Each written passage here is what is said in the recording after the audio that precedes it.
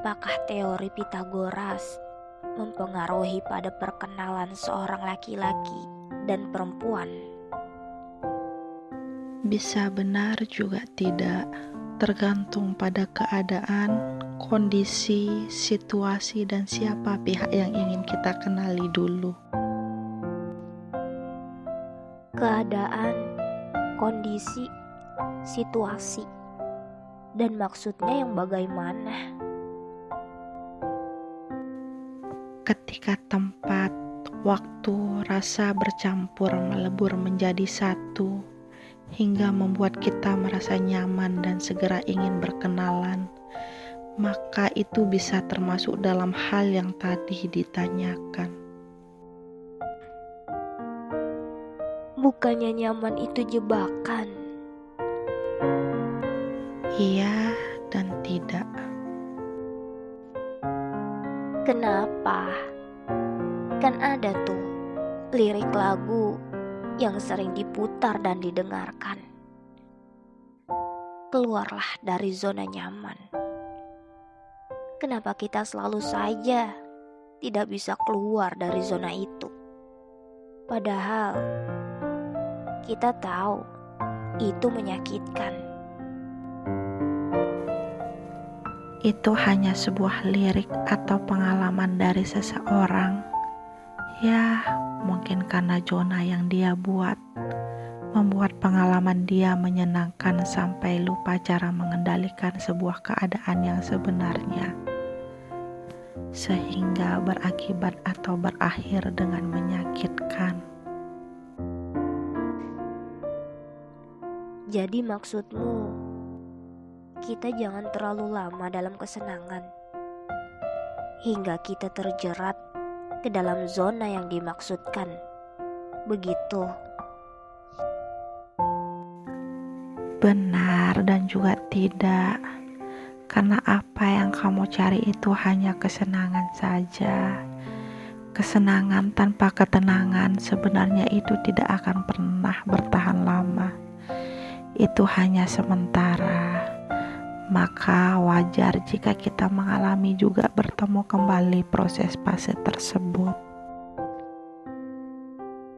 Jadi, apa yang perlu kita lakukan jika sudah mengalami atau sedang dalam zona itu? Aku tidak tahu, juga tidak terlalu yakin. Karena masalah dan solusi hanya diri kita sendiri dan Tuhan saja yang tahu. Kalau kita ingin mencari solusinya, coba tanyakan pada diri sendiri. Jika masih tidak ada jalan keluarnya, tanyakan pada Tuhan. Semoga Dia memberi keringanan atau jalan yang mudah untuk kita hadapi. Melangkah ke tahap selanjutnya yang lebih baik atau tetap diam di zona tersebut. Jika masih terus ragu-ragu juga, aku ingin bertanya dan mendapatkan jawaban serta solusi dahulu darimu, sehingga raguku bisa sedikit pudar dan melangkah perlahan, tapi pasti tanpa terburu-buru. Atau apakah akan berbaikan dengan sendirinya?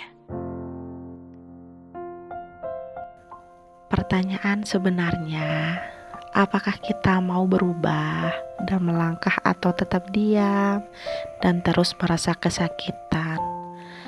Apakah itu yang kita perjuangkan untuk menggapai kesenangan? Kesenangan tanpa ketenangan tidak akan bertahan lama, bukan? Sudah kukatakan sejak awal percakapan, benar? Iya, memang benar. Tapi terkadang kenyataan kita seringkali merasa benar sendiri untuk mengambil tindakan atau sebuah keinginan untuk lapang dada menerima takdirnya.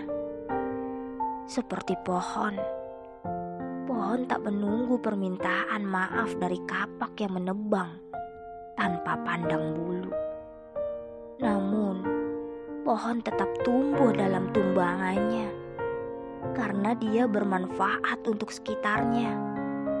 Walaupun banyak yang menyakitinya untuk dimanfaatkan. Jadi, apa yang perlu pohon itu lakukan selanjutnya? Seharusnya kita tidak mengalami hal yang kita bicarakan, karena kita memiliki akal dan kesadaran yang diberikan oleh Tuhan. Jawaban dan solusi sebenarnya sudah ada sebelum kita bertanya. Apakah kamu tidak percaya? Jadi maksudmu itu tergantung bagaimana cara kita menjalaninya atau tidak, begitu? Iya, itu benar. Dan jangan pernah ragu untuk mengalami hal yang kita tahu resiko, sebab dan akibat.